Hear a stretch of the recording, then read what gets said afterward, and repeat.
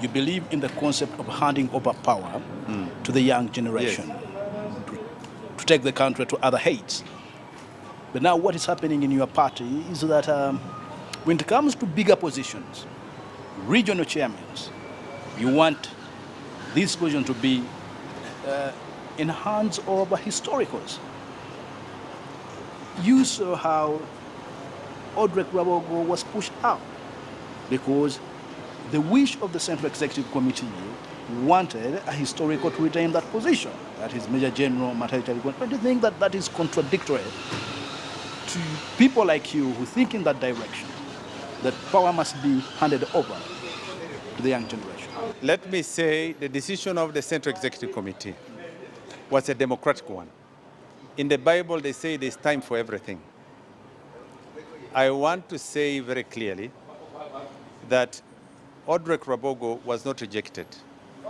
It was a political consideration.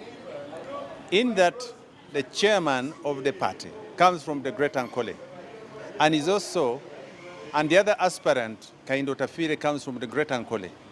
The other two other aspirants were also from Great Ankole. One was 27 years old. There is no way you would exclude the rest of the country, meaning Major General Kyaligonza, out of this electoral process, out of the placement. Do not also forget that the president also takes into account a position of the father-in-law of my brother Odrek Rwabwogo. It would be unfortunate and it would be unbearable. It would be political mileage for the opposition and those who are opposed to the ideals and the direction of the party to politicize and trivialize the politics of this country based on brother Odrek Rwabwogo, assuming the leadership of the party, and they will now say this is now the highest level of sectarianism.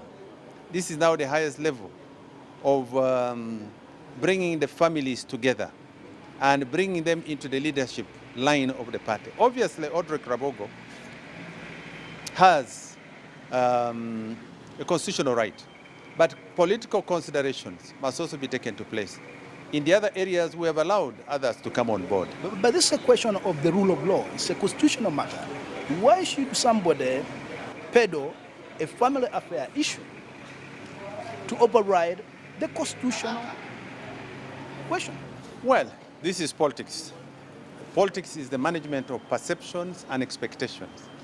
The perceptions of people would be different. Right now, there are those who would say, yes, encourage that direction.